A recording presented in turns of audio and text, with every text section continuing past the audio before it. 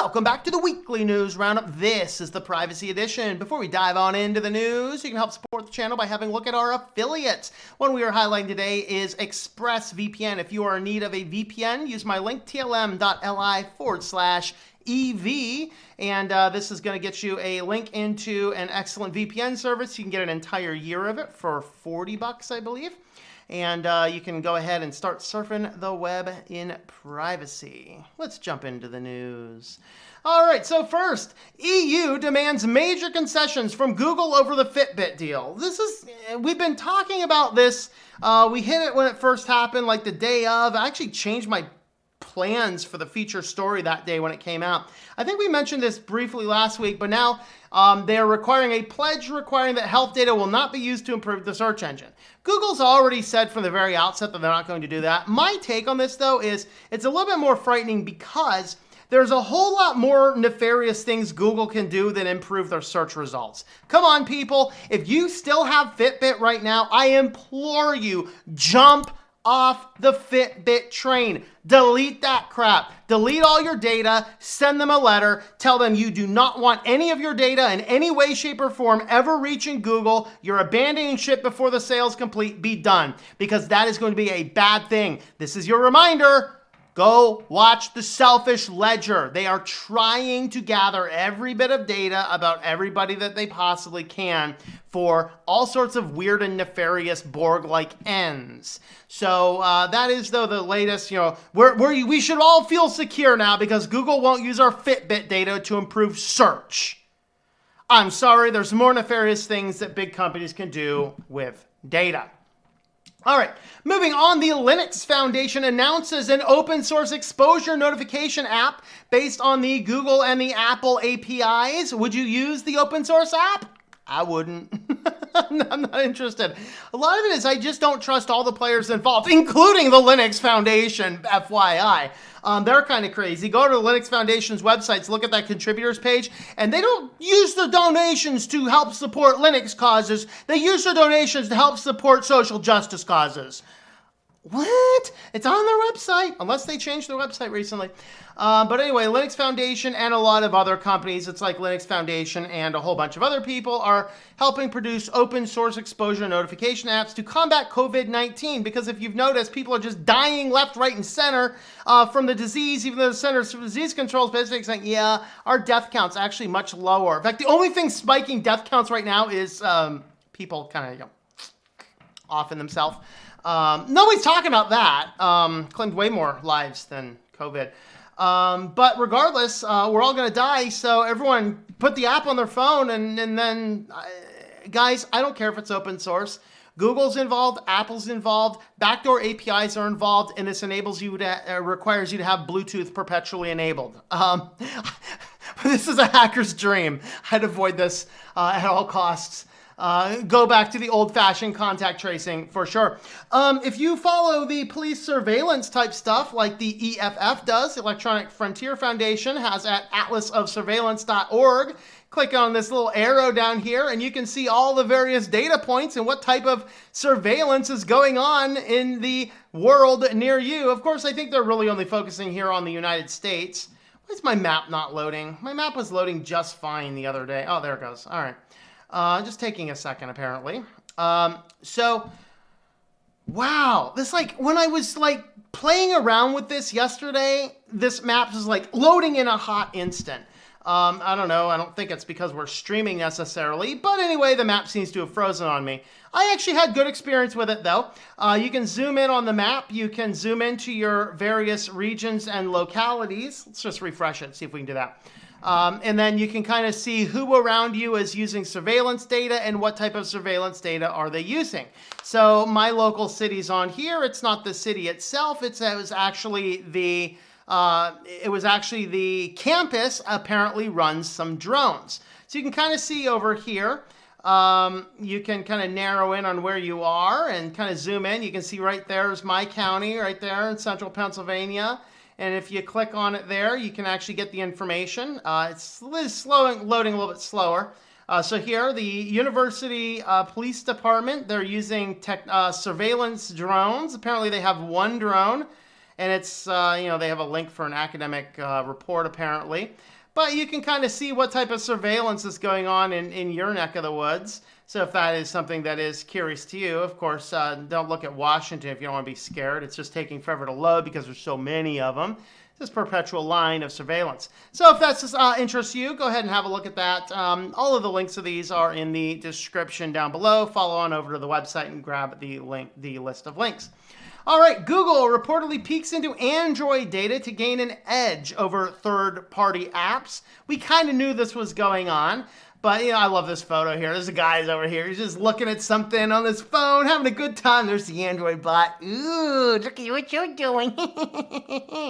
And that's kind of what's going on. So it is actually utilizing the original article from the information report requires you to give him an email address to read the article. I'll just read the Ars Technica write-up. Thank you. So basically, this is a, what's the name of the app they're using to, Lockbox. So Lockbox is one of the Android components that you can put into building an app to, secure the app, do whatever types of things. Apparently, Google just gets in there and just snoops on the lockbox. They got the backdoor key to the lockbox. They're just opening up and seeing what all's in there. So they were able to use this to gather data and information about apps like TikTok and a lot of other apps that they're surprisingly come up and build this amazing competitive to. And so just be aware of that kind of stuff right there. All right. On to our next ones. Okay, I think what we have here is a couple of related articles next to each other. So a security breach opened up access to a genealogy site's DNA profiles. Once again, guys, stop using these genetic profile websites. This is insane. Ooh, I'm going to get my websites. One of the neat studies I saw about these is when some people took, identical twins, each took them and then submitted it to all these different companies to do this. They got completely different results back. It was hilarious. It's like, this stuff is not even good, but they are storing copies of your DNA in databases. So what happened is there was a security breach. This is one of the companies that allows you GEDmatch. So it allows you to select whether you want police to view your DNA profiles. All right. And so part of that is just your settings. Well, a hacker got in and reset the user settings table. When it reset the user settings table, it defaulted to allow open searching of the database. While doing so, it also opened up the IDs of all the law enforcement accounts. So at the same time, everybody could see all of the law enforcement accounts at the same time.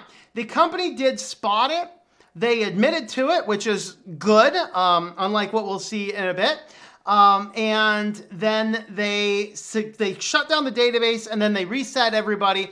And they did actually say that according to their logs, while the table systems were reset, nobody actually got in there and searched anybody's information. But nevertheless, a security breach did actually would have allowed police to get in there. What I found interesting is this is one of the interesting BuzzFeed articles. Just hold that in the back of your mind here until now, a little bit later here. Here's actually the report of it.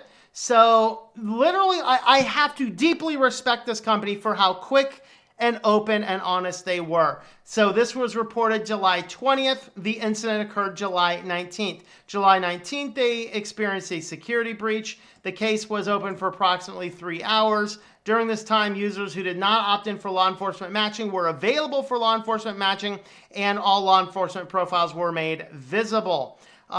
This was the extent of the breach. No user data was downloaded or compromised. The problem we have here, of course, is that any of these online databases have the potential to be breached and compromised and downloaded, and this is a fundamental problem. This is why it's way better that your data is never there. I do not want to hide behind a politician's law that says you can't use my data. I want there to be a law that says the company can't collect my data without my explicit permission. All right, and now on to our final article, which is this Instacart, because this is kind of muddy waters. Once again, who was it that broke this?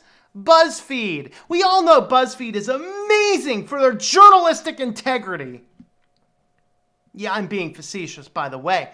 So BuzzFeed started it. They listed out that there was a data breach, and a lot of mainstream media sites jumped onto this and said there was a data breach at Instacart. Instacart says there was not a data breach.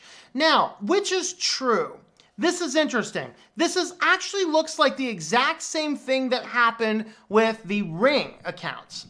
So Amazon still denies there was ever a data breach, despite there being like thousands and thousands and thousands of records available. Well, the same thing happened. Allegedly over, I think it was like 150 or 250,000 accounts. Over 250,000 accounts, which included usernames, passwords, order histories, credit card numbers, like the whole load of database was available on a dark web store. Instacart says, no, nothing was breached. This was a result of keyword stuffing. We saw the exact phraseology that happened with the Amazon Ring. Now, they are forcing resets of all of these affected accounts. So, but regardless, a lot of the data has been breached. Couple take-home messages. Once again, in this craziness, the reason I'm seeking out stores I don't have to wear a kufi catcher is I am not going to accept Giant Eagle's premise. They're being sued for forcing people who even have medical exemptions to wear masks. The reason they are saying is you can either have your groceries delivered, or you can call the store for a pickup, or you can have I think there's a third, they're close related, like you can have a store employee shop for you. And I don't really want anybody else shopping for me. I'd rather go and shop for myself. Thank you very much. But the biggest problem with using any of these online order delivery things, these online delivery apps, is they are literally storing and collecting and saving and monetizing all of the data for the things that you buy, hands down. And that's kind of a problematic thing. So, did Instacart suffer a breach? They are saying they did not. This is a result of keyword stuffing. But how do you get 250 accounts that are accurate up to like the day before the story broke without a data breach? That's a fundamental question. This is exactly what happened at Amazon Ring, which, by the way, in the Amazon Ring account, many people who were involved in this keyword stuffing breach or the password stuffing breach. Now, password stuffing is when somebody downloads a breach from somewhere else and then uses that. It's called credential stuffing. They grab the information and test it on a variety of other accounts, and they're saying that you're reusing the passwords. Several people involved in the Ring breach said, no, my password was completely unique, which means it probably wasn't a credential stuffing, and Amazon is seriously hiding something. Amazon's got the power to hide something. Instacart? I'm not sure as much. So it'll be neat to see what happens at the end of this. But as of now, BuzzFeed, known for their journalistic integrity, says there was a breach.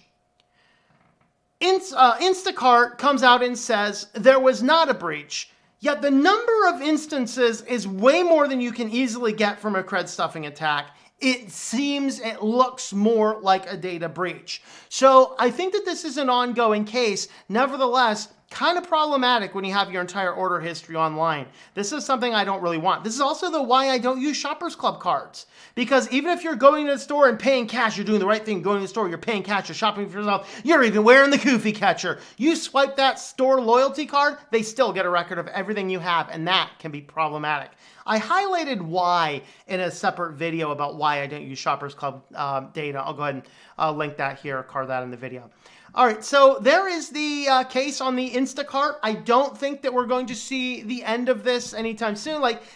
This might be the end we hear of it, but I think there might be something else going on, but time will kind of tell. Let me know your thoughts on all those in the comments down below. Thank you for watching this video from Switched to Linux. This channel would not be possible without the backing of the program supporters scrolling on the screen now. You can be a supporter at Patreon at patreon.com/TOMM or at thinklifemedia.com. I also want to thank the open source community who creates such excellent software that makes producing this show possible. Please remember to support your software communities. Thank you, and I hope that you enjoy switching to Linux.